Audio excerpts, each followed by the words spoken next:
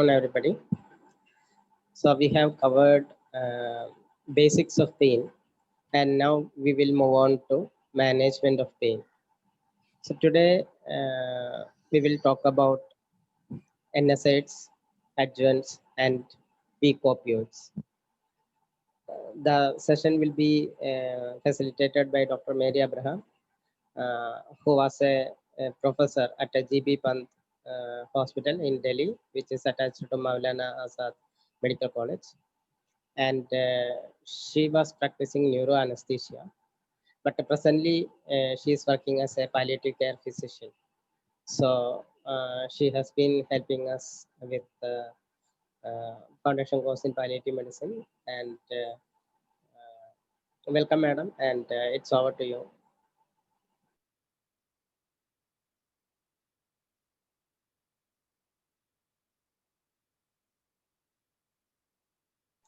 Madam, you are muted. You are muted. Okay, am I audible?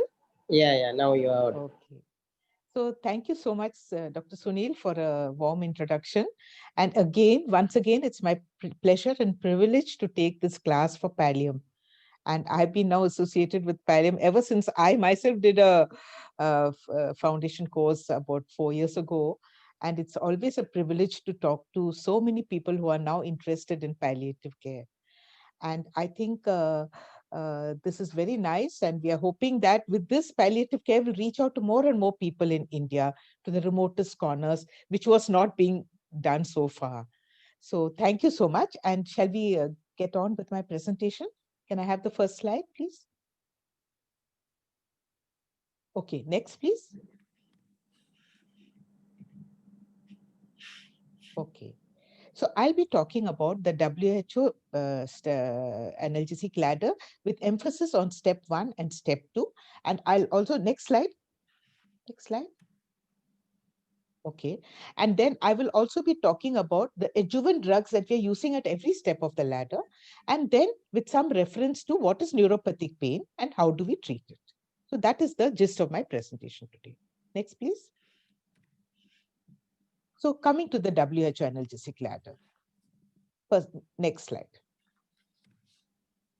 Okay, so this analgesic ladder was devised way back in 1986, about 30 years ago, and it was based on the recommendations of a group of international experts who felt that something needs to be done about the treatment of palliative care because till then there was a little bit of a dearth in the management of palliative care.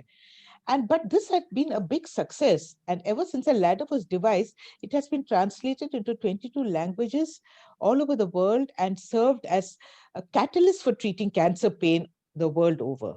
Next, please. The main advantage of the WHO analgesic ladder, it's a very simple tool. It's well validated. Well validated in the sense that it has been found to be effective. If you apply it, it is actually effective in treating the pain. And it is also a stepwise approach to treat cancer pain depending on the severity of the pain. Now, before the analgesic ladder, that is before the 1980s, people were dying in unnecessary pain because people were just randomly using either NSAIDs or, one of those analgesics, but not really using morphine. That was because there were a lot of drug regulations associated with the use of morphine. And moreover, there was also stigma to not only to those prescribing it, but to those taking the opioids also. As a result, severe pain was not being treated very well, and so people were dying with unnecessary pain. The WHO tool, WHO ladder, actually legitimized the use of opioids. And ever since, despite the ups and downs, opioids are now being used based on this ladder to treat even severe cancer pain. So less patients are now having or dying in severe pain. Next, please. So, but when you want to apply the ladder, you must first, since it is based on the severity or the intensity of pain, you need to assess the pain. I presume this has been done in the previous classes on pain, on the basics of pain. But basically, you have to know whether the pain is a nociceptive or neuropathic pain. Okay, there's a distinction between the two. because according to that, you can apply the ladder to full use. Secondly, what is the intensity of pain? Is it mild, moderate, and severe? Now, to assist a physician in assessing the intensity of pain, we have many scales, but these are the two unidimensional scales which are very commonly used. Unidimensional means it is only assessing the intensity and not any other aspect of pain, like the emotional problems associated. Pain is not being assessed, it is only assessing the severity of pain. So this is the visual analog scale and the numerating rating score. I won't go into details. I presume you all know about it. Okay, next please. So coming to the ladder, it's basically a three-step ladder. You start with step one. A person comes to you, start with step one, in which you use a non-opioid analgesic along with an plus minus adjuvant, depending on whether there are other features associated with the pain. Now, if the patient is not responding to step one, then or the pain is more than moderate pain, around 5 to 6 to 7, then you go on to the step two, in which instead of a non-opioid analgesic as a first step, you add a weak opioid along with a non-opioid with or without an adjuvant. Okay, so the basic thing is you've added a weak opioid. Now, again, if this not responding to this also, then, and the pain is very severe, that is more than 7 out of 10, then you have to go to the third step, which is when you're adding a strong opioid. But again, this is also added with or without a non-opioid and with and without an adjuvant. So sometimes you may have to give a strong opioid with a non-opioid along with an adjuvant also to treat the severe pain. Okay, so this is the basics of the WHO step ladder. Now, next, please. Now, using this ladder, you treat about 71 to 76% of cancer pain satisfactorily. That means a good chunk of cancer pain can be treated with a WHO step ladder. Next, please. So what are the salient features of the ladder? Now, as palliative care physicians, we should be very familiar with this WHO ladder. And so one of the most important salient features is all the drugs of this ladder are given by mouth, that is oral administration. That is a standard route. Even for the strong opioids like step 3 drugs, also you are using the oral route. So the advantages of this is it's very well suited for home care. The nurse, the palliative care nurse, can explain to the caregiver how to give the drug, and it can be given by them. It doesn't require any fancy IV line or anything like that. It just can be given orally. So that's a very important advantage also of this WHO ladder. The second salient feature is that it's given by the ladder. So ideally, you have to start from step one. And then depending on the severity of the pain, you can go up the ladder. But sometimes patients can come with very severe pain in which you may directly have to go to the step three, or sometimes you can step two and go from step one to step three. So that these are all variations. But basically, if a person is coming with mild pain, then you can start off with the ladder approach, 1, 2, and 3. Like that, you can go up the ladder. The third important, very important characteristic of this ladder is the drugs are given by the clock. By the clock means it is given according to the duration of action of the drug and not given on a PRN basis. Like the pain comes back, then you take the drug. That is not the way to give it. You're giving it according to the duration of action. For example, morphine, the action is 4 hours. So at the end of 4 hours, you have to give the second dose of morphine, right? Or if it's a paracetamol, which lasts for 6 hours, then you give it every 6 hours. You don't wait for 12 hours and then wait for the pain to come back and then again start treating the pain. So by doing this, you're maintaining a plateau. You're controlling the pain completely all 24 hours. Sometimes, despite this, you could have a breakthrough pain, but for that, you have to give instructions how to handle it. But basically, you're going by the duration of action of the drug. And that is why you have to explain to the patient that you have to keep the time and give according to the time and not according to the appearance of pain. Another important thing is it is individualized to the patient, which means the right dose of the medicine is one that relieves the pain. This could be as low as 1 gram of paracetamol in one patient, or it could be 4 grams per day in another patient. Or morphine, it could be 60 milligrams per day, it can be maybe 180 milligrams a day. That's immaterial. The dose that is actually individualized to the patient is one in which the patient is having control the pain. The pain is controlled, and the treatment of breakthrough pain also should be explained. Supposing, and if you give morphine, and even before 4 hours is over and the patient gets pain, that is called as a breakthrough pain. So then you have to give instructions how to handle it. So that way, each patient will have different requirements of morphine. So you have to individualize it to the patient. Another important thing is at every step of the ladder, you can add an adjuvant drug depending upon the type of pain the patient is having.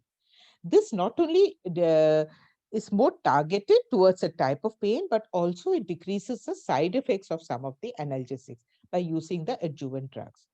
Then attention to detail. That means the drug has to be given according to the age of the patient, according to the body habitus of the patient, according to the comorbidities, etc. For example, an 80-year-old lady, you have to be careful, or a patient with liver disease, again, you have to titrate the dose. So you have to pay attention to all this, including the side effects of the drug. So these are the main salient features of the WHO ladder. Okay, next, please. So what are the advantages? Why has it stood the test of time? Why is it still valid at the end of 35 years of use?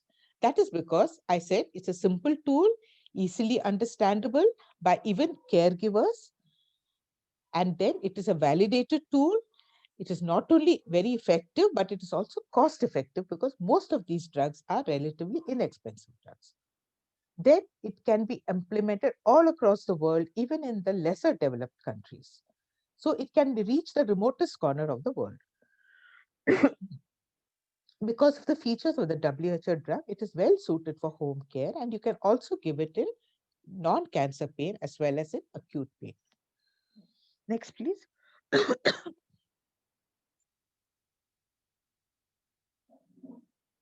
Like I said, there could be modifications of this ladder. Like sometimes you can go directly to step 3 if the pain is very severe. Sometimes, even after using step 3 drugs, you may not get adequate pain relief, in which you have to add a fourth step. Okay, that is used to treat crisis of chronic pain not responding to even oral opioids. Next, please.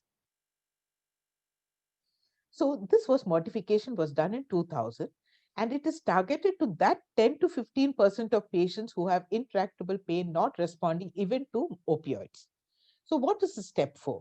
Now, step 4 means along with the step 3 or 1, 2, and 3 drugs, you may have to give a nerve block. Sometimes you may have to give an epidural or a patient-controlled analgesia pump. Sometimes you may have to give in cancer pancreas, you may have to give a neurolytic block, okay, celiac plexus block, or you may even have to add a spinal stimulator or an intrathecal opioid infusion, okay, spinal infusion. So these are all the advanced interventional techniques that we may have to add in the fourth step of the ladder to those people who have intractable pain. Okay, next, please. Now let's discuss step 1 drugs. Okay, so this is used to treat, like I said, mild to moderate pain. And the main drugs in the step 1 are paracetamol and non-steroidal anti-inflammatory drug or NSAIDs, and they can be combined with an adjuvant drug. Next, please. So paracetamol. Paracetamol is a name used in India and Europe, and in US it is called acetaminophen. It's one and the same drug. Now, it has predominantly a central action and inhibits the enzyme cyclooxygenase in the central nervous system. It has no effect on peripheral cyclooxygenase enzyme, and hence it has caused less side effects as compared to the NSAIDs. But its main action is antipyretic and analgesic, but it does not have any anti-inflammatory action, which is a little drawback of this particular drug. Next, please. So what is a dose? You're all familiar with because all of you are doctors. The dose is around 12 to 15 milligram per kg every 6 hours. So you can go up to a total of 3 grams a day. Just remember that a single dose should not exceed 1 gram and the daily dose should not exceed 4 grams. And the normal dose that we give is 650 mg every 6 hours. Now, it has a potential for hepatotoxicity, but still it has been found to be safe in patients even with liver disease in doses up to 2 to 3 grams per day. In pediatrics, it's very useful. It can be given up to 15 milligram per kg every 6 hours. Toxicity occurs in doses of more than 90 milligram per day. The numbers needed to treat, that is NNT of paracetamol, is 5. Now, what is NNT? NNT is if you treat the 1 person of every 5 patients will get, if you give 5 patients paracetamol, 1 person will get relief. So that is what it means by NNT of 5. That is not a very good NNT. Nevertheless, paracetamol is still a preferred drug in the use of cancer, particularly when you want to add it to step 2 or step 3 drugs or to NSAIDs.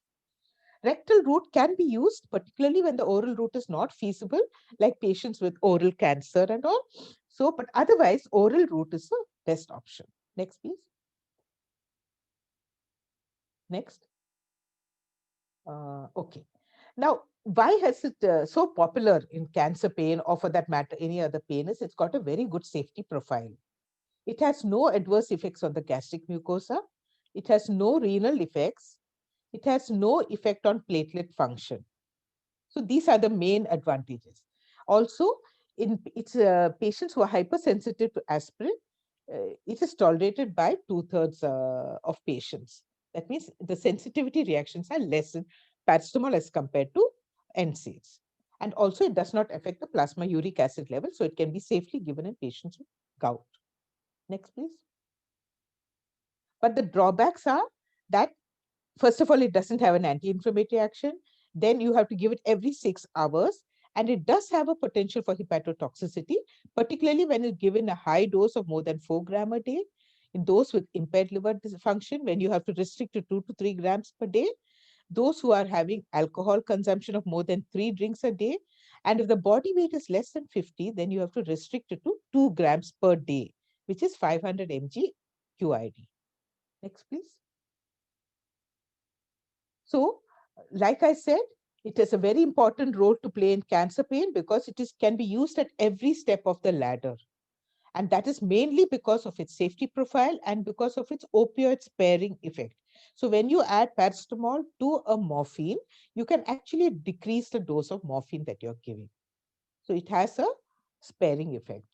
And then, like I said, it can be added to NSAIDs every step of the ladder. It can be added to NSAIDs, it can be added to tramadol, it can be added to opioids. When you add it to NSAIDs, the NNT improves to 2 when it becomes a more effective analgesic. Next, please. So the next step 1 drug is the non-steroidal anti-inflammatory drugs. Next.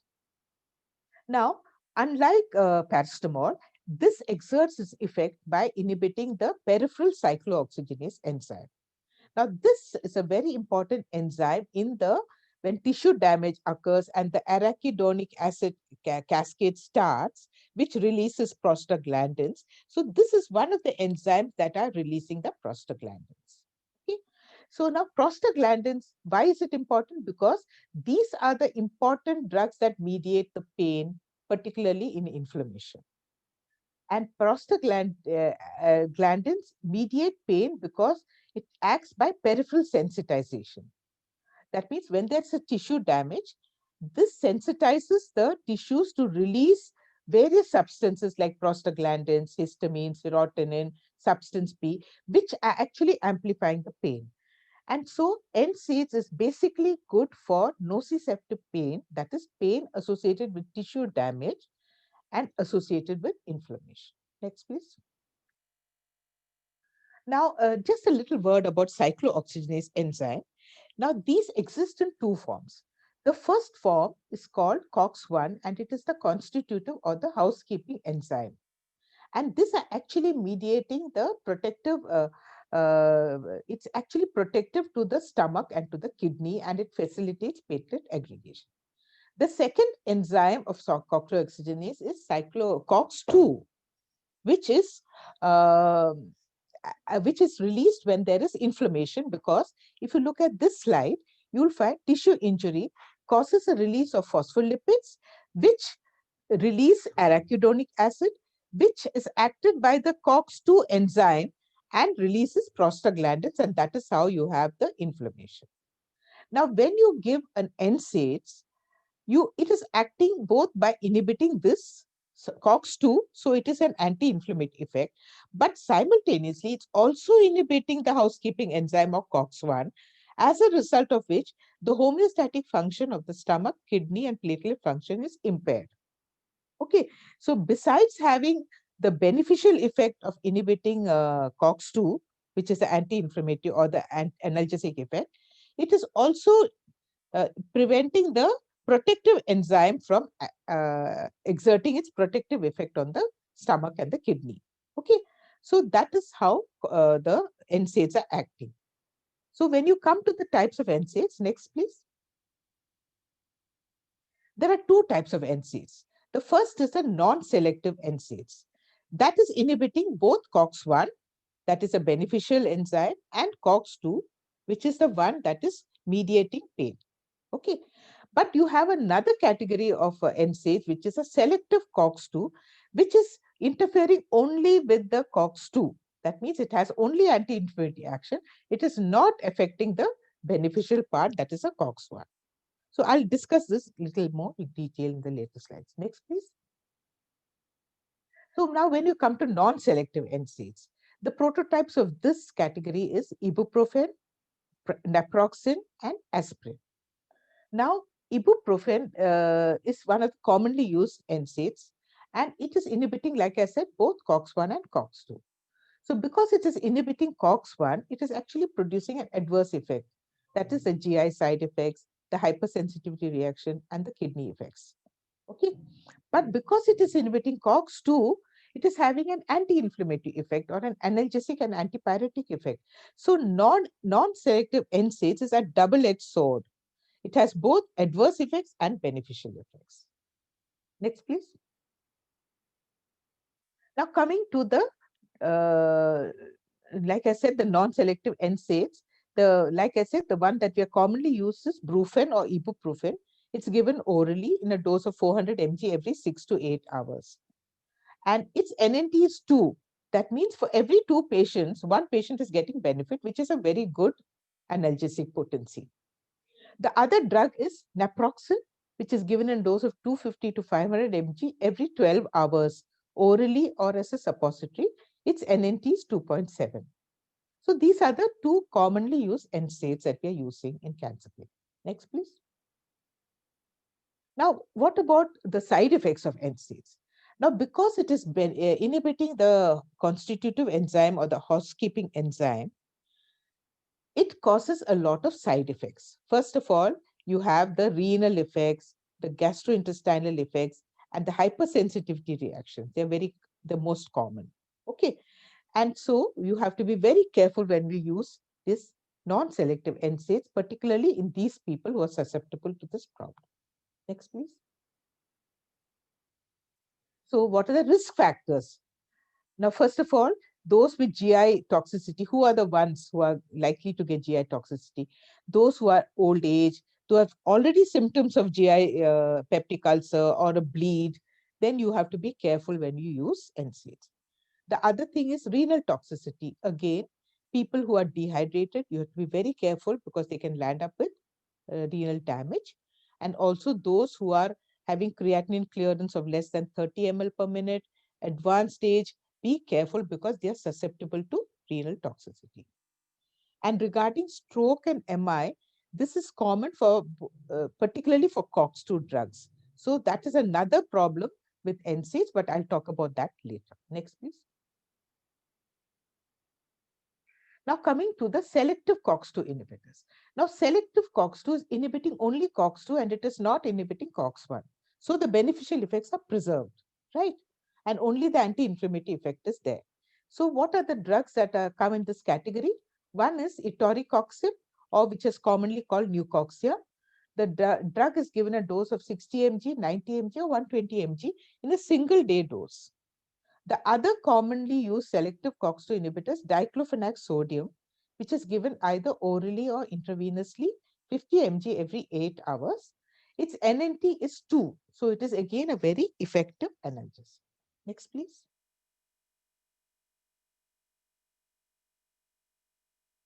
Now, NSAIDs can also be used topically.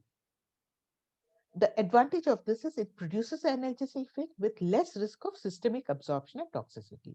So you have various gels and creams which have ibuprofen, diclofenac sodium, piroxicam, ketoprofen, etc., which is widely used in clinical practice.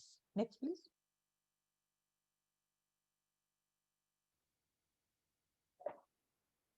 Now, coming to selective COX-2 inhibitors.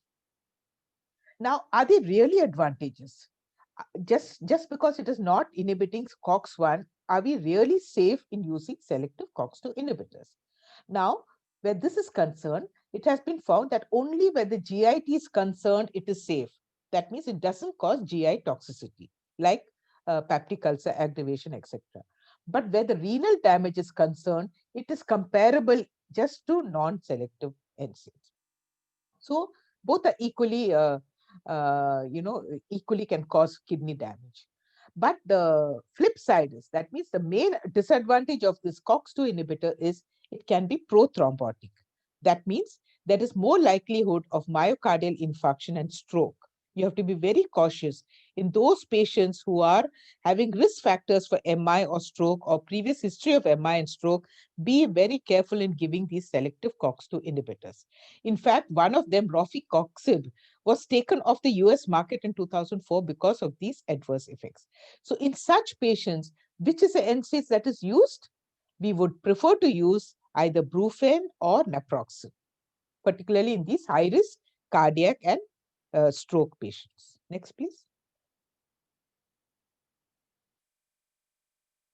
Now let's come to step 2 drugs. Now, step 2 analgesic drugs. They are weak opioids. Now, because they are weak opioids, they're not controlled.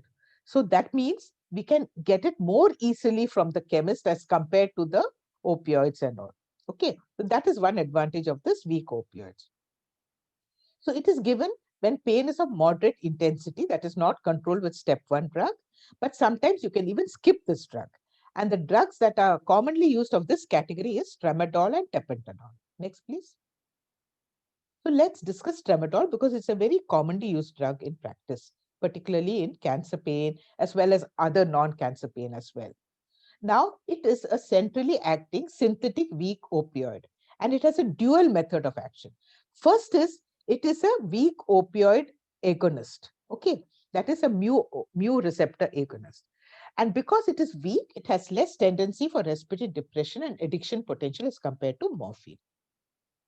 The other method of action is it blocks the presynaptic reuptake of serotonin and norepinephrine. So it is actually,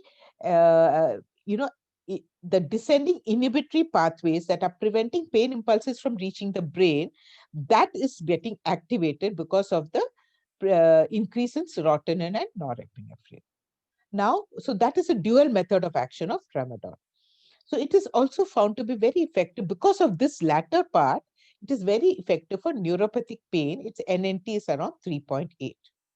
And of course, we are using a combination of tramadol and paracetamol as a step 2 drug. And even combination tablets are available like Ultracet and things like that, which is using both these drugs. Next, please.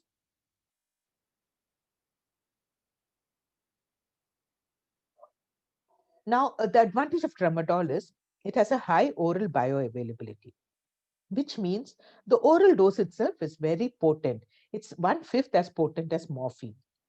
So how do you give it? 50 to 100 mg every 4 to 6 hours. The maximum dose should not exceed 400 mg. The IV dose, on the other hand, is 1/10 as potent as morphine. And the equianalgesic dose of tramadol and morphine is 400 mg tramadol is equivalent to 40 mg of IV and 80 mg of oral dose. That means you divide it by 10 or 5, depending on which route you're administering it.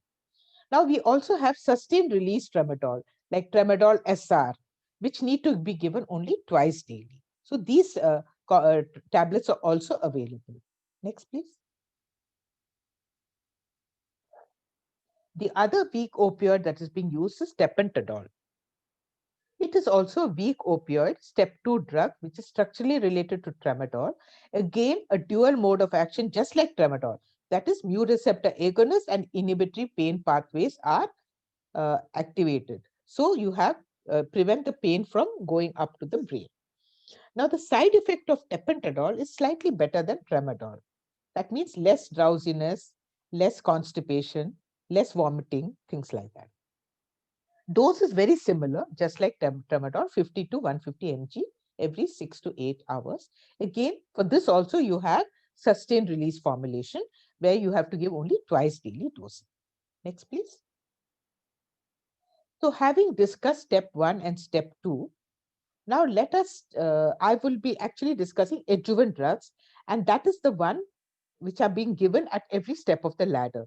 So let us go on to neuropathic pain, in which we can discuss one by one all the adjuvant drugs. Next, please.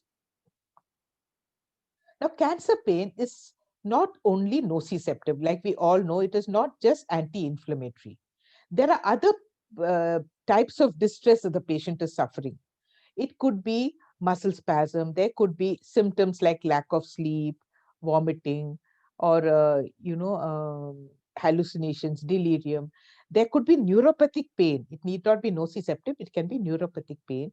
There could be bone pain. There could be pain due to bowel obstruction or spasmodic pain. So all these kinds of pain are also there. So by adding an adjuvant drug, you're trying to treat all these other distress as well. Okay, that is the role of adjuvant drugs in cancer pain. Next, please. Now, the adjuvant drugs, the primary indication of the adjuvant drug is not for pain, but they have analgesic properties. For example, an anticonvulsant drug. The primary indication is to give for a seizure, but that drug also has analgesic properties. So that is why it is called an adjuvant drug. And they are also called co-analgesics. That means they can be co-administered with other analgesics of the WHO ladder. So it's also called co-analgesics. Next, please. So these can be broadly classified as multi-purpose drugs or specific drugs. Multi-purpose are used for a variety of problems. For example, corticosteroids. You can use it for brain tumor pain. You can use it for stomach, bowel obstruction pain. You can use it for bone pain. So you can use it for various types of pain. That is why it's called a multi-purpose drug. So these are the categories in multi-purpose, but there are also specific type of adjuvant drugs, like those who are giving only for neuropathic pain, or those which are given only for bone pain or musculoskeletal pain. So that is how you can broadly classify the adjuvant drugs. Next, please. So let us discuss neuropathic cancer pain. Now, what is neuropathic pain? Neuropathic pain is that pain caused by a disease or lesion in the peripheral or central nervous system. That means besides the tissue injury, there is also a disease in the nerves conducting it to the nervous system and also in the central nervous system per se. That is how neuropathic pain is classified, particularly by the Indian Association of Study of Pain in 2018. And it's very distinctive. You can make out, which I think it has been dealt with earlier, but you can, by asking the history and examining the patient, you can know that this is a neuropathic pain.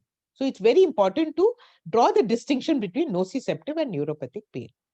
Now, its incidence is quite high in cancer. It's 40% of patients with cancer can have neuropathic pain. Why does it occur? Because the nerves itself can be affected by cancer. So there is a lesion in the nerve, or by giving chemotherapy because it is affecting the nerves also, particularly the peripheral nerves, or surgery or radiotherapy. Because the nerves are affected, you can have neuropathic pain. So it can be even the treatment itself can cause neuropathic pain. What very commonly is chemotherapy induced neuropathy. Okay, very, very commonly seen in patients who are undergoing chemotherapy. Next, please. So what are the drugs that we use? The most commonly drugs used are anticonvulsants, antidepressants, the step 3 drugs, particularly methadone, even morphine, and even step 2 drugs. Like I said, It has the step 2 can also inhibit the reuptake of serotonin and norepinephrine, so it can be useful for neuropathic pain. And the other commonly used drugs are local anesthetics, NMDA antagonists, corticosteroids, GABA agonists, etc. Next, please. So in this neuropathic pain also to treat, you have a ladder. In step 1, you use either a antidepressant like a TCA or an anti-epileptic. In step 2, you give both of that, both antidepressant and an anti-epileptic. Step 3, you give an NMDA antagonist like ketamine. And in step 4, you can give IV lignocaine. So this is also a way of treating neuropathic pain ladder. Next, please. Now, anticonvulsant, I mentioned, is a first line of treatment. In step 1 itself, you can use it. And why is anticonvulsant useful for neuropathic pain? Because between epilepsy and pain, there is a shared pathophysiology. In both, there is neuronal hyperexcitability, and this drug actually dampens the neuronal excitability. The most commonly used drugs are gabapentin, pregabalin, and sodium valproate. Next, please.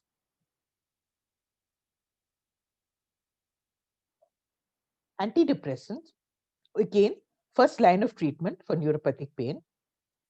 Its analgesic effect usually takes a week, and the analgesic effect occurs earlier than its antidepressant effects. So, but because it has antidepressant effects, it can be treated in these patients because they're invariably suffering from depression, anxiety, insomnia. So they can be very useful in such patients. Next, please. So antidepressants are of 3 varieties. One is a tricyclic antidepressants. The commonly used ones are amitriptyline and nortriptyline. The other commonly used antidepressant is SSRI, selective serotonin receptor inhibitor, like escitalopram. Or you can give an SNRI, that is serotonin norepinephrine receptor inhibitor. Its example is duloxetine. So these are the various antidepressants that are used for cancer pain, particularly neuropathic pain. Next, please. The other drugs that are used in neuropathic pain are NMDA antagonists. I told you this can be given in the step 3 of the ladder. So NMDA antagonists are used when they are not responding to antidepressants and anticonvulsants. The commonly used NMDA antagonist is ketamine. Next, please. Next. So ketamine is given as an anesthetic. We are anesthetists in our group will know. But in pain, it is given at sub-anesthetic doses. So, for example, oral ketamine is given in a dose of 10 to 25 mg TDS. If you're giving intravenous or subcutaneous infusion, you give only 50 to 100 mg per day. Maximum dose should not exceed 200 mg. Or there's another regime in which is for intractable pain, what you use a burst ketamine. That means you give a burst or a pulse course of ketamine, which may last for up to 5 days, starting off at 100 mg per 24 hours, then 300, and then 500, depending on whether they're responding or not. So some of the patients who are intractable pain can respond to burst ketamine. Next, please. Now, local anesthetics, they are acting by, how do they act? It actually decreases the neuronal excitability at the level of the sodium channel. How do we give it? We give it as an infusion of Xylocard. You can give it at 5 mg per kg. You calculate the dose of 5 mg per kg and put it in a 500 ml saline drip and give it over 1 hour. But be careful to do cardiac monitoring simultaneously. But topical local anesthetics also can be given, and 5% lidocaine patches are now available in India. So particularly when certain types of pain, that there's a lot of allodynia and lot of hyperalgesia, you can apply the lidocaine patches also. They are also quite effective. They are little expensive, but they are quite effective. Next, please.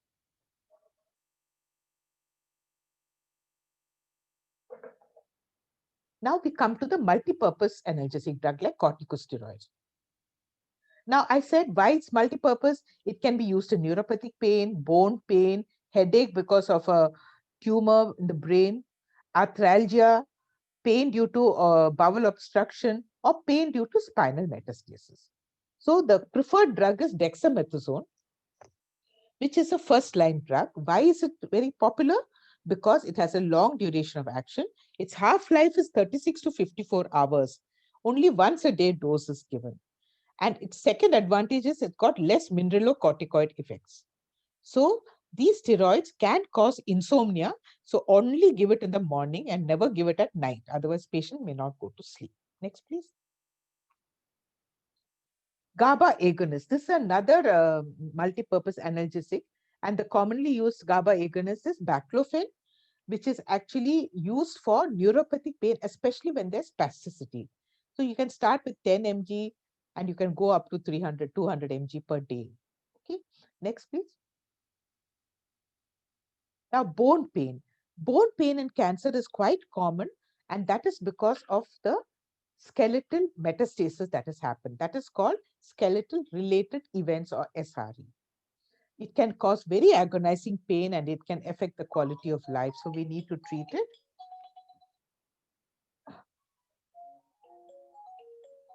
Next, please. So this bone pain can be treated by starting off with corticosteroids and NSAIDs, or you can go on to a calcitonin, which can be given subcutaneous or intranasal 200 units per day for 14 days. Then bisphosphonates is another important drug that is used to treat bone pain. It inhibits the osteoclastic activity and stimulates the osteoblastic activity. And the commonly used drug is zoledronic acid. Then denosumab is another human monoclonal antibody that can be given, which also has osteoblastic effect and less of osteoclastic activity, inhibits osteoclastic activity. And last but not least, palliative radiation can be given, particularly when it is focused to the certain areas, and they can actually reduce the bone metastasis and reduce the pain. Next, please. Now, pain due to bowel obstruction also can be quite bad. And for this, steroids is a first line of drug because it reduces the edema in the bowel. But besides that, you can give a somatostatin analog like octreotide or an anticholinergic drug like hyoscine butyl bromide or glycopyrrolate. So they decrease the intraluminal secretions and the peristaltic movement and thus relieve the pain. Sometimes you can combine all of it together in reducing the symptoms of bowel obstruction. That means you can combine a steroid with an octreotide along with an anticholinergic agent. Next, please. What are the other adjuvant drugs that you're using in cancer pain? Skeletal muscle relaxant can be given, particularly when there's a lot of muscle spasm. Or if there's a lot of delirium and agitation, we can use a neurolept like an olanzapine. Or you may have to give antibiotics if there's secondary infection and pain, or sedatives, anxiolytics, laxatives. So these are other adjuvant drugs that can be given in, for the associated symptoms. Next, please. To summarize, the WHO analgesic ladder is a sheet anchor of cancer pain management, which has stood the test of time. And right from 1986 till 2020, it is still being used. It's also used for non-cancer pain. The advantages is its simplicity and its easy implementation, can be used in remote areas of the world, can be used by the caregivers of the patient, doesn't require much of educational qualifications to give this drug. And last but not the least, it has legitimized the use of opioids in cancer and non-cancer pain. And now opioids are being freely administered in the treatment of severe pain. All thanks to the WHO stepladder. Thank you so much. And thank you, Arun, for your facilitating the presentation. Thank you, madam. So, if you have any doubts regarding WHO steps 1 and 2, please ask.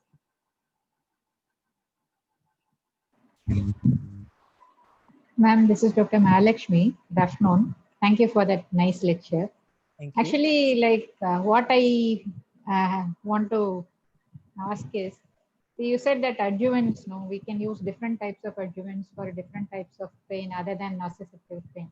Nociceptive pain, we understand, okay, maybe because of tissue destruction or we have operated on the patient, we have given radiotherapy and all that. Yeah. But how do you identify and point out that this is neuropathic pain or this is pain due to skeletal metastasis and things like that? No?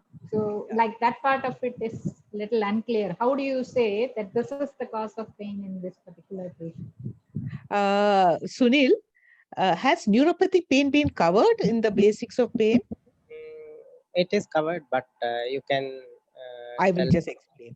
Okay. Now, it's like I said, you have to draw the distinction between nociceptive and neuropathic pain. Now, neuropathic pain has got very characteristic features. The first and foremost is that they complain of a burning kind of pain or an electric current kind of pain. Okay, shock. They say, I have a feeling of shock, like in neuralgias, or if there's a nerve infiltration, they actually have an electric current like pain. So, burning, electric current, or shock like sensation is one characteristic of a neuropathic pain.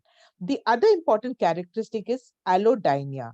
Allodynia is when it's a non-noxious stimulus like a touch is causing you pain. So that means if you're just touching the hand, you're saying that touch itself is painful. Or if a cold water falls on that hand, okay, or hot water, or even a blast of air, or the fan ka jo draft hai, the draft of the fan can cause pain. You know, that means they are non-noxious stimulus, but they're causing pain.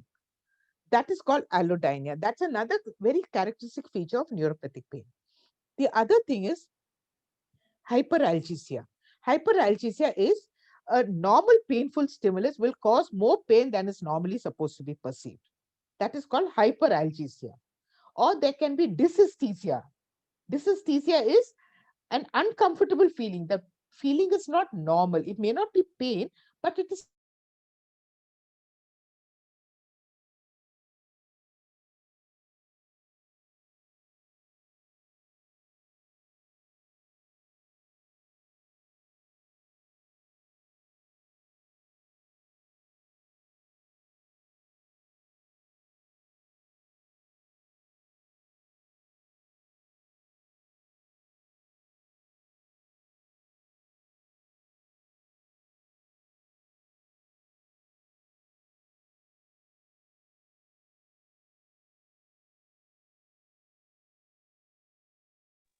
Am I audible? Yes, madam. Did you hear what I said at the end? I lost. Actually, I got disconnected for a few seconds. So I hope. Where did you hear me? Actually, Ma'am, we you could heard repeat. till yeah, allodynia we heard. Okay. Now, And allodynia is, paresthesias. pardon me? Till then, we were talking about unusual Allodynia and sensations, hyper. cotton well Okay. sensations, So kind of allodynia, things. then hyperalgesia, okay, that is a normal painful stimulus will cause more pain than it's supposed to cause. That's called hyperalgesia. Or it could be dysesthesia, that is an uncomfortable sensation on the skin. Or there could be paresthesia, which is a ant crawling sensation like tingling and numbness and tingling, basically, you know. They say, I have a sensation as if ants are crawling in my skin. That's called paresthesia. So these are all the distinctive features of neuropathic pain. And you have various scales to assess neuropathic pain. One is the DN4, Doloneuropathic 4, in which if you follow that, you can make out whether this is neuropathic pain or not. You can look up and see that, you know. The other thing is pain detect. That is another questionnaire by which you can gauge whether there is a neuropathic pain or not. So that is how you can distinguish between nociceptive and neuropathic. And if there is neuropathic component, you have to add one of the drugs that are treating neuropathic pain. Otherwise, just with the WHO step ladder, without adding that, you cannot get relief of pain. Am I clear? Yeah, thank you, madam. Thank you.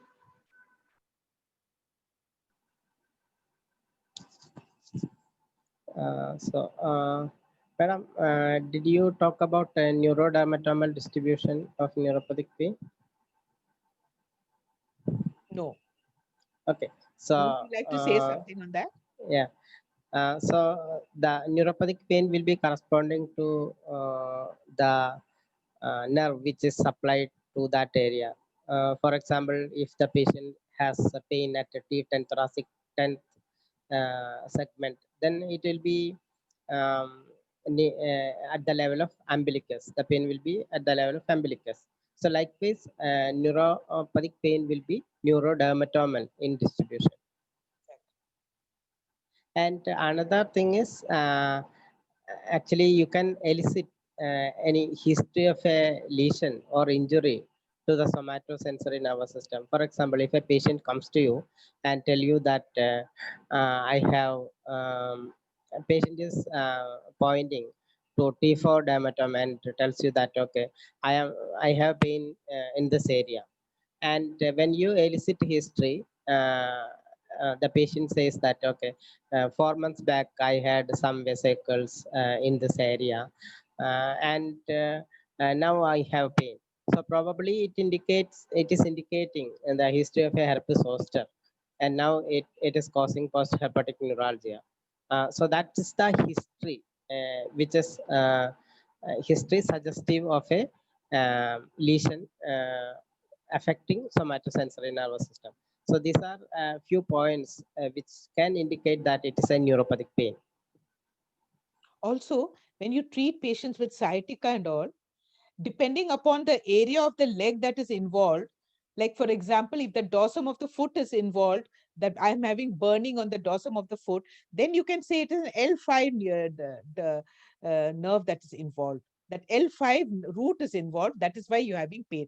So this is very much correct, even in any kind of pain, whether it is a sciatica pain, whether it is a herpes zoster pain, whether it is trigeminal neuralgia pain, it will be all according to the neurodermatomal distribution. You're right.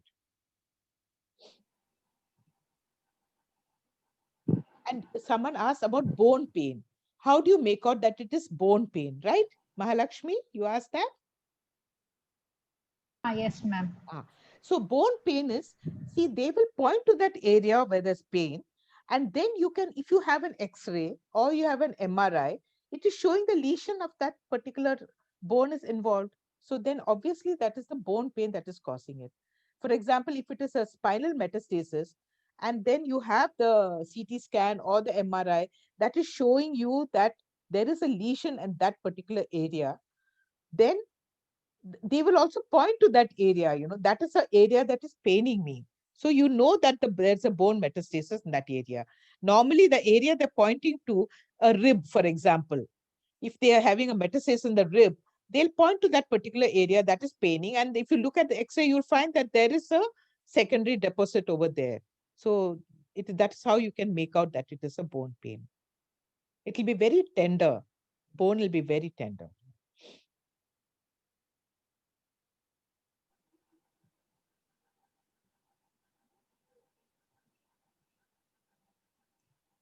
Anybody else have any doubts?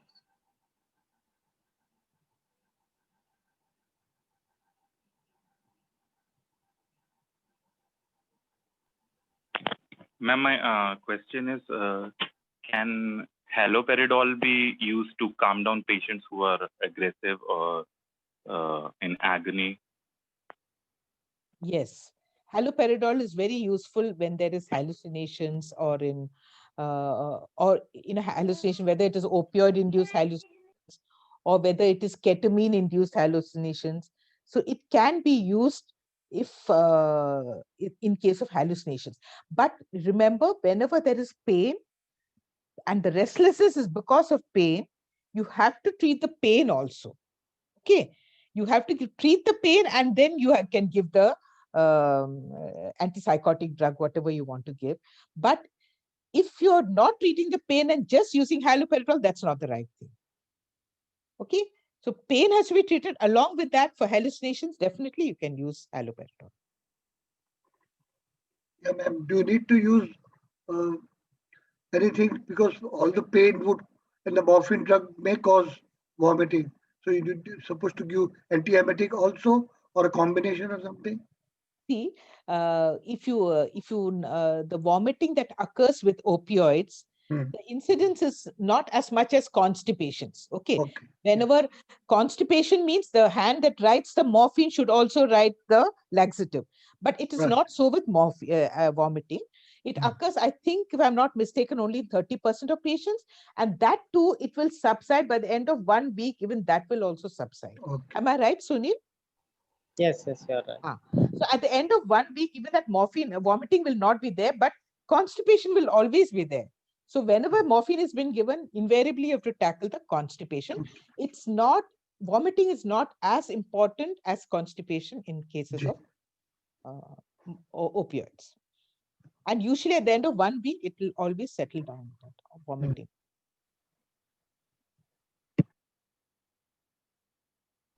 Yeah, there is another question regarding tramadol. Yeah. Is tramadol still used, and what's the clinical experience of physicians? Tramadol is very much used, very much used. And particularly when morphine is not available, and it's one of the tapentadol and tramadol is still used, and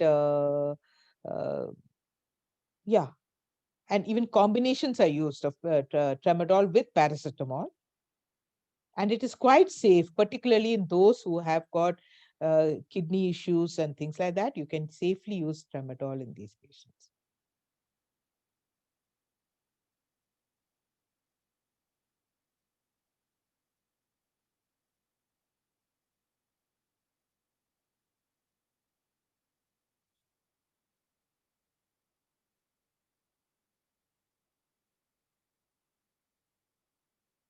What is a modality to use to treat breakthrough pain?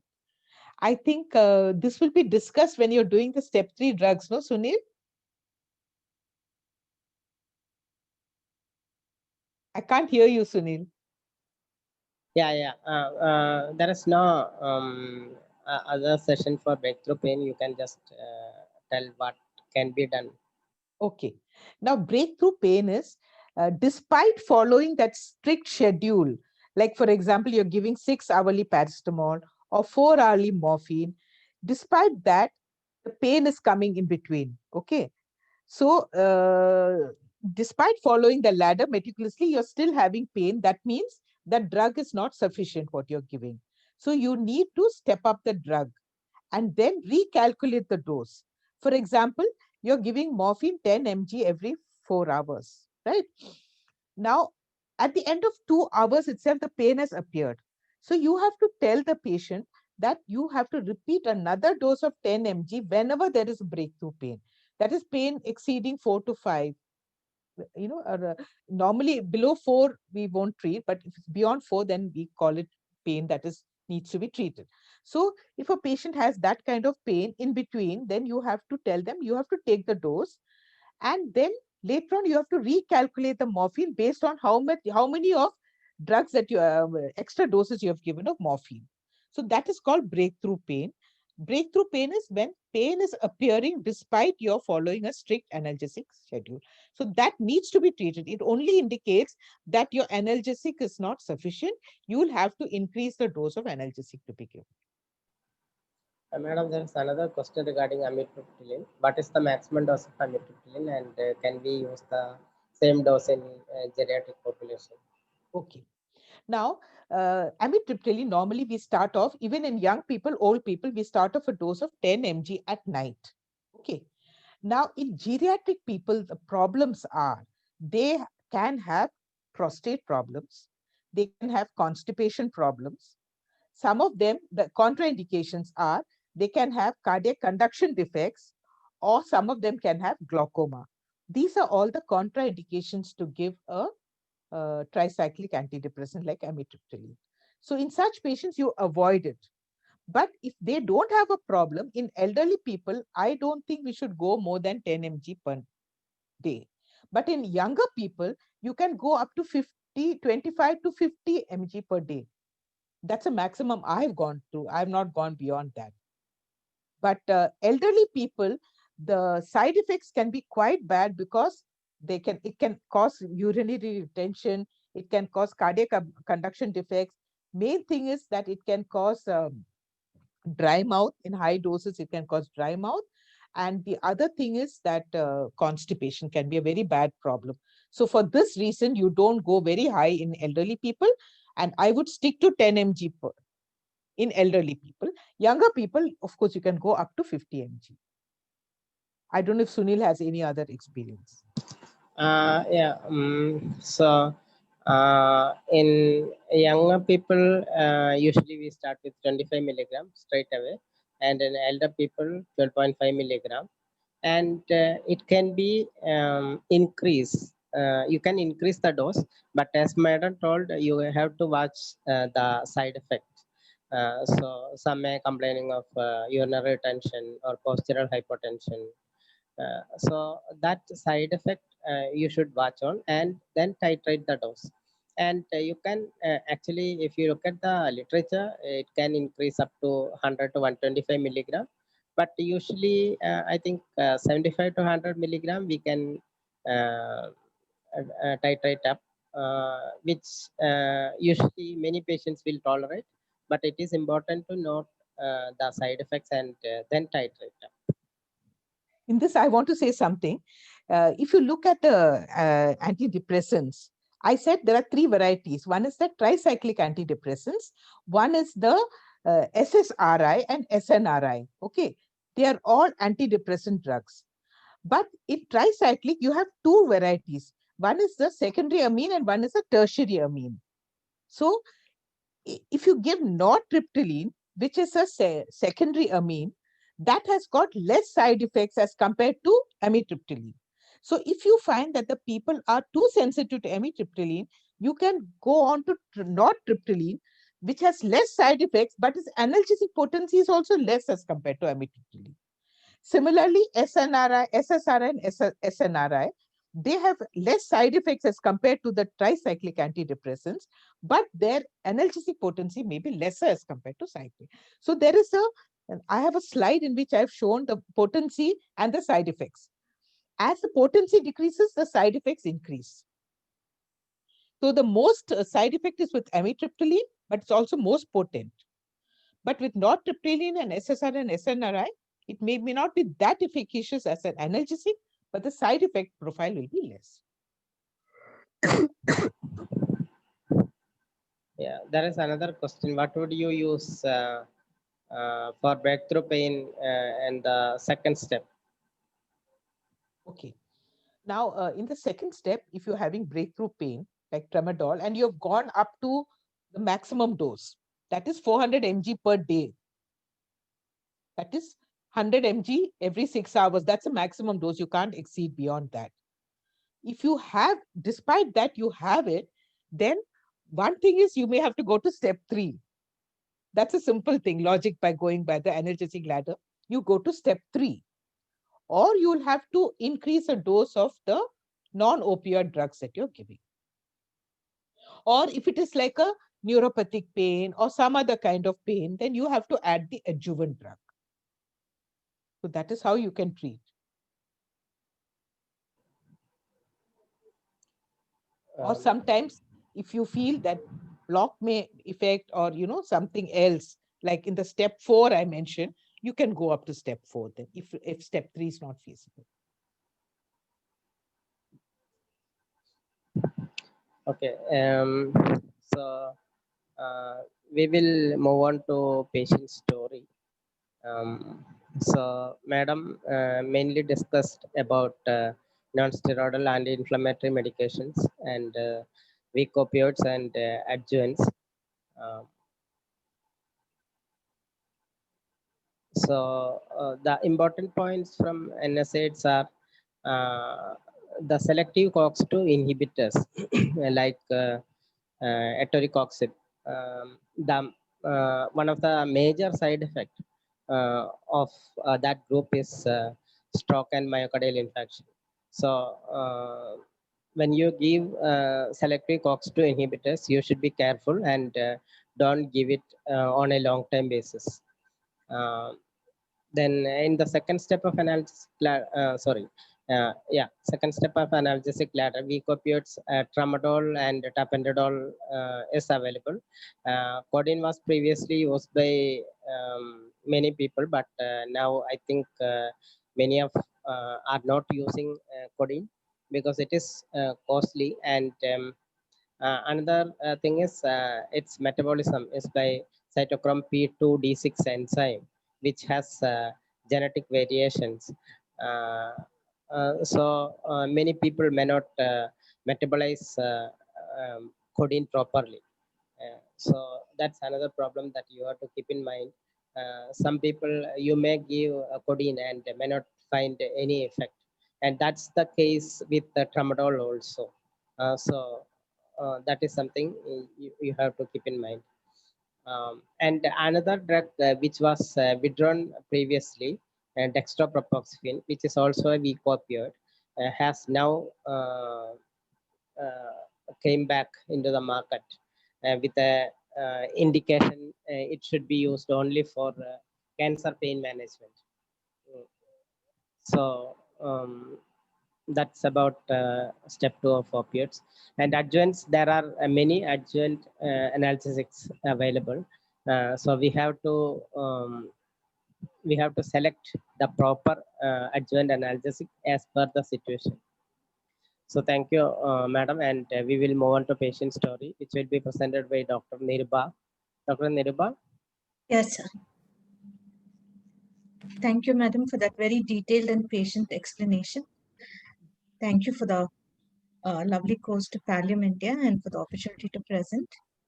The case I've chosen today is not only for the complexities in clinical management, but also for the many legal and ethical dilemma that it raised. This is the case of an 87-year-old lady who had cancer breast with metastasis. When she presented to us, sorry, sir, can I move the slides myself, sir? Or, thank you. She was brought to us by her daughter, who was an obstetrician and gynecologist. She was the main history giver, and her reliability was good. The patient had complaints of pain over her left breast of at least 2 weeks duration. It was a pricking pain, continuous. Sometimes also, she said she felt the pricking in the axilla and the neck. She was a very fit and healthy person until about 3 months ago.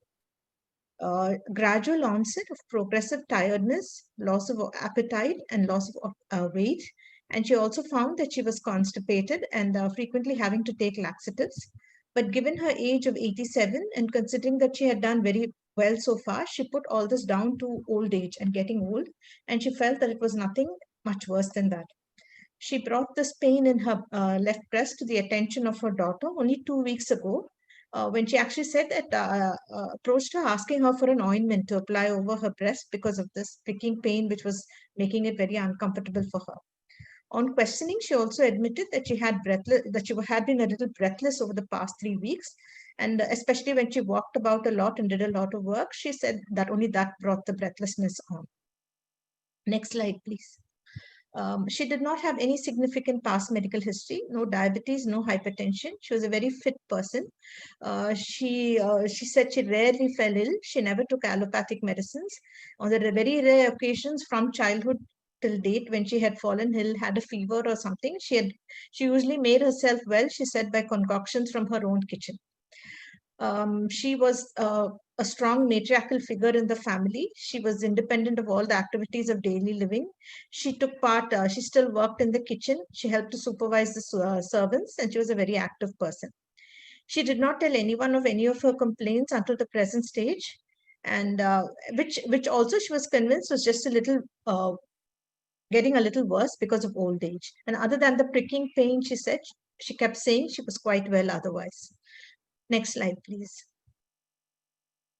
On examination, she was anemic. She was stable at rest, her condition.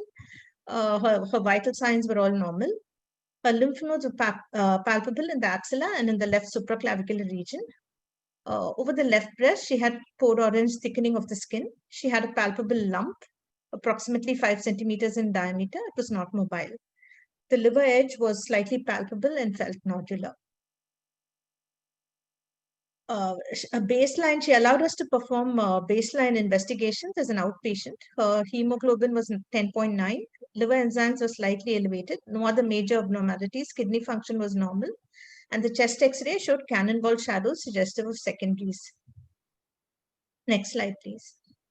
I'm sort of emphasizing the psychosocial aspects because that's what provides many of the dilemma about how to proceed further.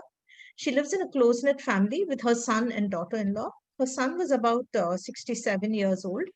He had advanced Parkinson's. He was a very well-educated person who had retired after a good career. But after his retirement, he underwent rapid deterioration. He had one of the variants of Parkinson's disease. Currently, he was at that point he was wheelchair bound and he was completely dependent for his activities of daily living. So most of the attention in the household was centered in providing carers for the son, looking after the son, and this sort of contributed to this lady who was a very determined and active person. Until then, she wanted to not trouble the people around her because there was so much happening. Otherwise, she felt that, which is why it had probably gotten so advanced. The patient was continuously very worried that her illness will affect those around her, and with a strong willpower, she kept herself going. Next slide, please. She was taking, her daughter had already started her on paracetamol, which she was taking round the clock. She had tried diclofenac and she had also tried ibuprofen. She discontinued both after 2 to 3 doses. She said it did not agree with her. She also had this this long-standing disinclination towards allopathic medicines. She did not like diclofenac or ibuprofen, refused to take either. And she was started on fentanyl patches for pain relief.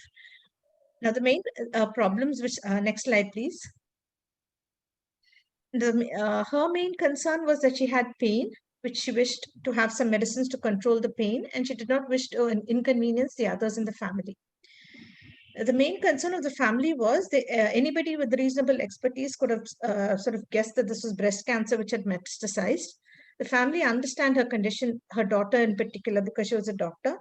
They declined all further investigations on grounds of futility. They said that there was very little that could be done anyway going to make her well, keeping in mind her old age, her advanced age, and the condition of her son. They felt that proceeding any further with investigations would be unlikely to make things better, but they only wanted help with pain relief.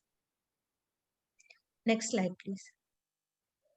So in summary, this is an elderly patient with advanced disease, primarily in need of pain, does not wish to pursue either investigations or treatment that is futile.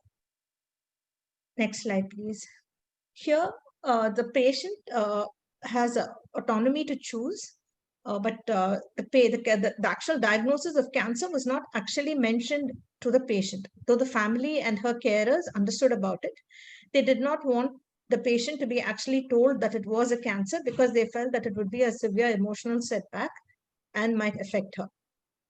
And at what stage can investigations be stopped? That is the question. Is it necessary to have a tissue diagnosis? If the patient is elderly, then is the family allowed to make best decisions in the best interest of the patient? Can the daughter, or in this case, since the son was also partially incapacitated, the daughter-in-law actually had power of attorney for the son. Could they be allowed to make the interests for the patient? Can the medical team continue to offer treatment advice to a patient who has declined further investigations? And so who all decides and at what stage to step back from aggressive diagnosis to a more palliative approach? Thank you. Thank you, Dr. Nirupa.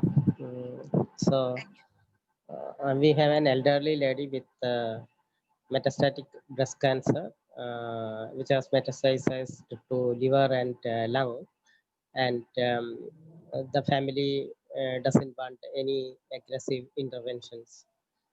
So on that background, we have a few questions to answer. Can the patient choose not to know? So any of you can comment on this. Can the patient choose not to know?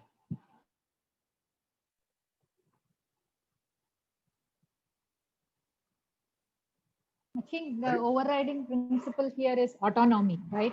It is my body. I know what to do and what should be done with my body.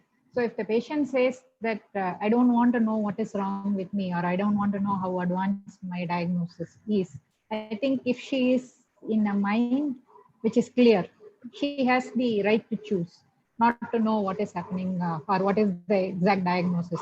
She may not want to be labeled and put it in one category. Okay, this is advanced breast cancer, stage 4 with lung metastasis. Maybe she doesn't want to know. If she is at that point of time is clear in her mind and doesn't want to know, I think we should respect that thing and allow her not to know. Right. That is my view. Thank you, Dr. Mahalakshmi. Dr. Neena? Yes, sir. Good evening. Yeah. Sir, I think a physician should be telling the patient about the current status and what we are thinking in terms of malignancy. Because the patient, then after knowing everything, the patient may take a decision of not going further with any investigations or treatment. So let it be an informed decision, sir. The patient has to be informed. That's what I feel.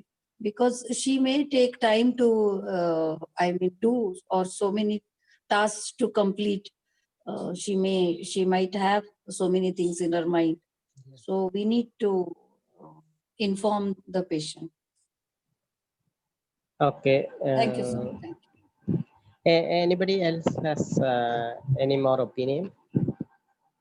I agree with them, but if the patient is aware, okay, if the patient has limited time, she can decide how to, utilize her time or plan how she wants to, whom she wants to meet, or how she wants to give her immobile or mobile properties, if there are, or something like that. She can, open out her heart to people whom she wishes to, if she knows okay, she has limited time. Otherwise, if you don't inform her only, how will she know? She'll certainly die without things in her own head and mind. So she should be informed. Okay, thank you, sir. So let's move on to Madam. Madam, Yeah. what's your opinion? Yes, I agree with the latter two speakers, and definitely at her age, she's a very sensible lady. She was also like a matriarchal person who's taking care of the entire household. I'm sure at that stage, it would be wrong to deny her own problem, her own diagnosis. By telling it, she herself will be able to take some decision. Of course, there's a way of breaking bad news that we have to follow that, not just suddenly tell her that you have cancer, but it has to be done in the proper way. But it's very important that she may have certain things that she would like to close, you see. And, a person who's so sensible, so understanding, knowing that, I don't want to trouble anyone, I'm sure she has that capacity to absorb it if it is told in the right way. And I think it is her right to know that what she has, so that if she wants any unfinished thing that she has to do or say can be done, she can have more peace of mind. I agree with that part of it.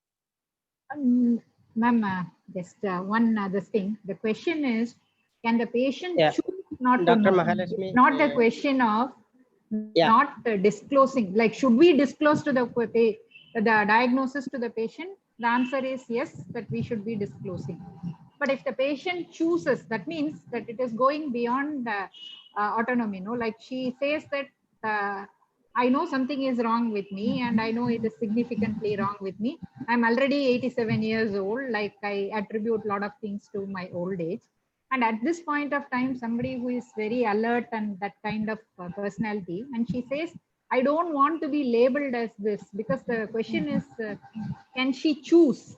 That is the active verb there. It is not that should we disclose the diagnosis to the patient. I don't know. I think that is how Dr. Mahalakshmi, Dr. Mahalakshmi, I agree with you that patient has the right not to know, because if considering the principles of ethics, autonomy is the overriding principle. So if the patient, you may go and discuss with the patient, okay, you have something serious disease, and the patient says, sorry doctor, I don't want to hear, you can tell it to my daughter-in-law or whoever there. So we cannot force the patient to know about the disease. So it's the patient's right. A patient has the right to know, but as well as the right not to know also. So when the patient says, no, I don't want to hear, we can also tell the patient that, okay, at this point, you don't want to know about your disease. But if at any point of time, if you want to know about your disease, please ask us, we will give you the information. So we have come across such many situations, especially in case of elderly patients. They will just leave it to the family members to hear more about the patients. And as others told, it is important for the patient to know, but we cannot push the information for the patient. Patient is 87-year-old, and the other three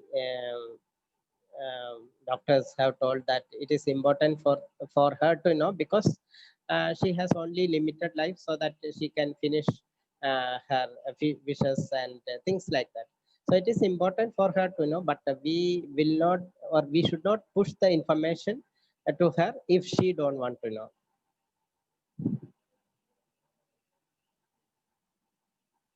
So I hope we will hear more about this during the medical ethics session. And the next question is, what stage can further investigation be stopped? Is it necessary to have a tissue diagnosis? Okay, Dr. Nirupa, for what you need a tissue diagnosis? To be able to, first of all, to be able to confirm that even if they decide on further palliative care, to be able to definitely confirm that this is a cancer of the breast. Usually the gold standard is to have a tissue diagnosis. They may decide not or choose, or maybe not possible to have more aggressive treatment, but for various reasons, you'd like to have a clear diagnosis before going ahead. So that Yeah, yeah. perhaps is the reason. That's Yeah. true. Thank you. So anybody can comment? Actually, a tissue diagnosis will also help, because one of the potent drugs which we can use for palliation in advanced breast cancer is all these hormone inhibitors. Like, so if she belongs to some of those categories of cancer which is hormone receptor positive, then an oral tamoxifen would be a good drug which will help to alleviate quite a few of those symptoms what the patient is having. So at least for that purpose, no, like even if the aim is palliation, we can still go ahead and get a tissue diagnosis, because that will help us to choose some of the drugs treatment which can offer better palliation than just giving analgesics. It can be more specific. Okay, any more comments?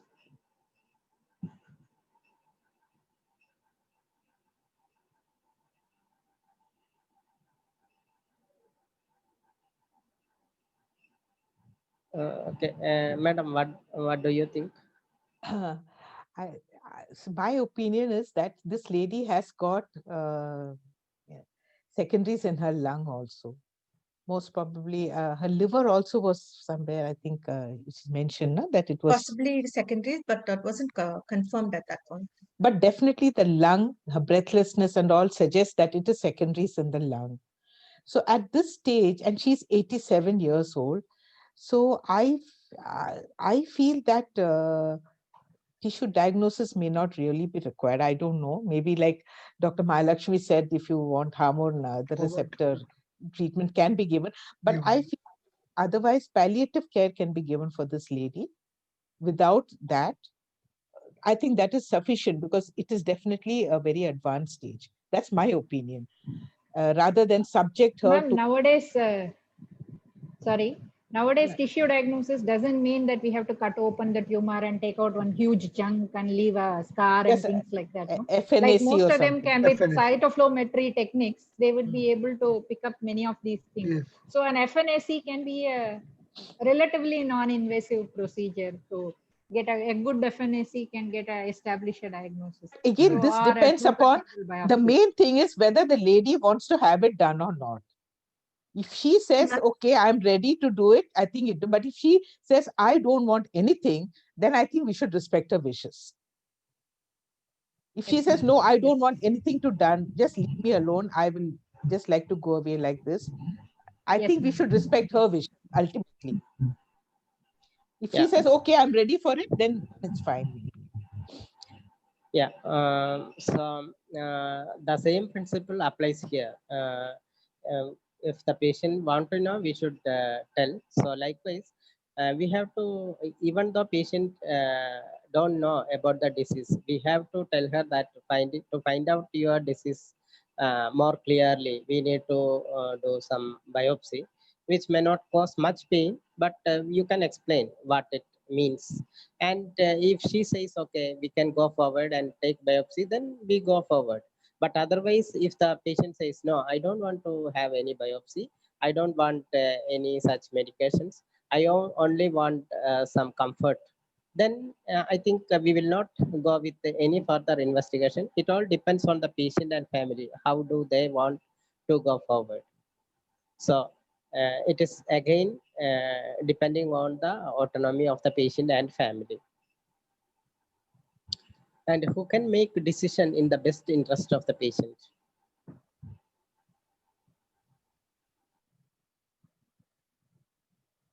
Who will decide? So of course, the elder patient is number one to make the best decision for themselves. But if they are elderly, or if you think that they are, emotionally compromised in some way, then the question arises, is it possible for others to make a decision in the interest of the patient, or something like that? In this particular case, the son may not be in a position to make a decision, depending upon, whether his Parkinson's is involved, even his thinking ability and all those things. But supposing he's not able to make a decision, between the daughter-in-law and the daughter, that's a question, who can make the best thing? Would it be a blood relation, or can the daughter-in-law take a decision? That is what that needs to be. They involve both. Yeah. Primarily, the patient has to take the decision. But if she is not involved, then comes the role of the family. So likewise, as Madam told, son, whether he has the mental capacity to take decision, we need to know whether he has the ability to understand the information what you are giving in, then weighing it in his mind, and then he has to communicate back. So that's known as mental capacity. So if he has not the mental capacity, then I think the daughter has to come into action. And as sir told, I will also involve the daughter-in-law, because otherwise there will be a problem within the family that we are going to call them together, and then we have to talk to them, and then come to some decision.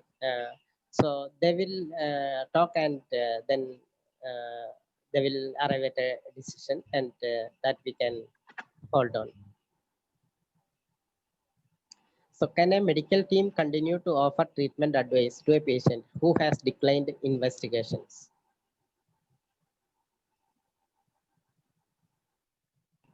Anybody? She has only declined investigations. She has not declined treatment. In fact, she wants treatment. So beneficence is the overriding principle. We need to still go ahead and try and support her. We can't leave her at this point of time. Yeah. Anybody else?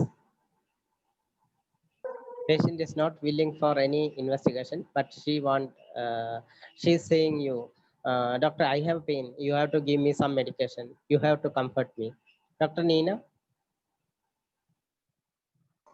Sir, I think patient, if declines any investigations, still we should be giving treatment. Whatever symptomatic problems she has, we should be giving treatment. We should not be judgmental that she has avoided further investigation, so we'll not treat her. It should not be that. Yeah. Thank you. Madam? Yeah, definitely. Treatment has to be given. It could be a palliative treatment, and her pain management, symptom management, all has to be done. So this should continue as an ongoing process. Yeah. She should be So comfortable. She should, her end of life should be in a dignified way, with whatever treatment is necessary for that. yeah, there is no doubt that we should get away from the patient. We have to offer whatever we can offer for the patient. Uh, so there are many patients who decline many things suggested by the professionals, but ultimately we have to look after our patients, even if they cannot do something which we have asked them to do. So it's our duty to make them comfortable. And the last question is, who decides and at what stage to step back from aggressive to palliative approach?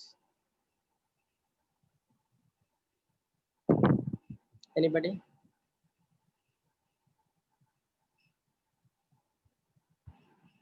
I suppose it is a team decision based on both the physicians and the patients. But the question arises when there is a sort of disagreement uh, among the members about how to proceed or otherwise. If the patient doesn't respond to the chemotherapy or the aggressive line of treatment, and patient may worsen with the medicines of chemotherapy or something, then you can advise the patient or the relative that you can reduce the treatment which was very aggressive and go on the palliative and painkillers to make the patient comfortable, something like that, on those lines. Okay, thank you, sir. Actually, the question whether we need to move from aggressive treatment to palliative approach, is it really worth treating this patient? Some things, I don't know, like we have a equivalent term for that number needed to treat, but how many we need to do? If it is the same, 37-year-old lady has come with advanced stage 4 breast disease, still like we need to go aggressively for some point of time to see if we can downstage the disease so that we could prolong product like lifespan for that particular patient. But if that, I think we need to individualize to each patient, and it needs to depend on what is the disease we are treating with, what is the stage at which it is there. It has to be a multimodal approach, like a team of all these primary care physicians, palliative care physician, and the specialists need to sit together and then take this decision, rather than to individually one person cannot take the decision. We also have to take into consideration the patient's interests or what they want from the healthcare system. So that that would be a decision. There's no straight answer to that particular question. Yeah. So thank you, Dr. Mahalakshmi. Madam, what do you think? I think again, it's a patient first. The patient themselves may say that, no, I don't want to go through this. It's because chemotherapy can be really, really painful. So I think at some point of time, the patient themselves can say that no further interventions or no aggressive, I want, to be left alone, in which case it will be the palliative approach. And of course, because I mean, what I have seen in practice is that the medical oncologists and the radiation oncologists will, very few will rarely say that, okay, it's palliative care. They will keep on pushing to the next step and the stronger drugs and stronger drugs, So at some point of time, the relatives, the patient and the relatives may have to say that enough is enough. Because when the patient cannot take it anymore and the patient is suffering because of the treatment, then that's the time I think that the palliative approach would be better than the aggressive approach. Okay, thank you, madam. Actually, palliative care has to be started along with the disease modifying or curative therapy. And this should be a shared decision. So this decision will be reached by a discussion between the treating doctor and the patient and family, and they will move forward. I'm not talking about this patient because this patient, they don't want any other chemotherapy or any aggressive interventions. So, and when the patient and family, when the patient receives some curative treatment and goes on, I think there should be periodic review meetings with the doctor and the patient and family. And then when they go forward, there will be a time when the patient doesn't have any further benefit, and the treating doctor see that the patient has more of side effects rather than benefit. Then at that point of time, doctor should be able to tell the patient that, okay, further chemotherapies or further interventions are not will not help you, and it is causing more of side effects. So let's move on. Then we can ask the palliative care physician to take over. So the palliative care physician was there from the first step onwards along with the curative treatment. So that transition of care will not be also very acute. The patient will not feel that, okay, the oncologist deserted me. She will not feel like that, because the palliative care physician was there from the day one of they have entered the curative treatment. So I think that's what we can do. But there should be a discussion.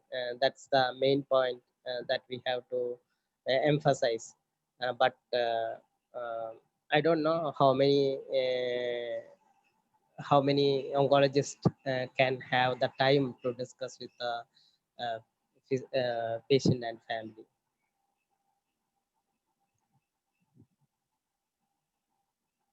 So are there any more points anybody want to contribute?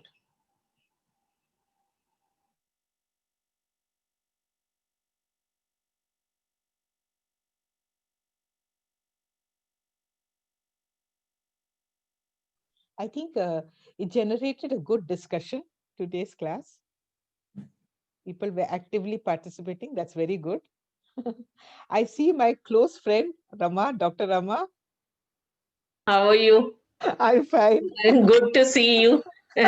Being in Delhi and not able to see. Yes. So through these pallium meetings, I'm catching up with my old friends also. Yeah, good.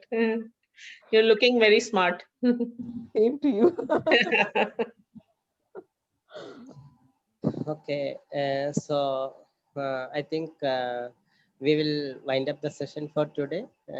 Thank you, Dr. Mary you, sir. Abraham.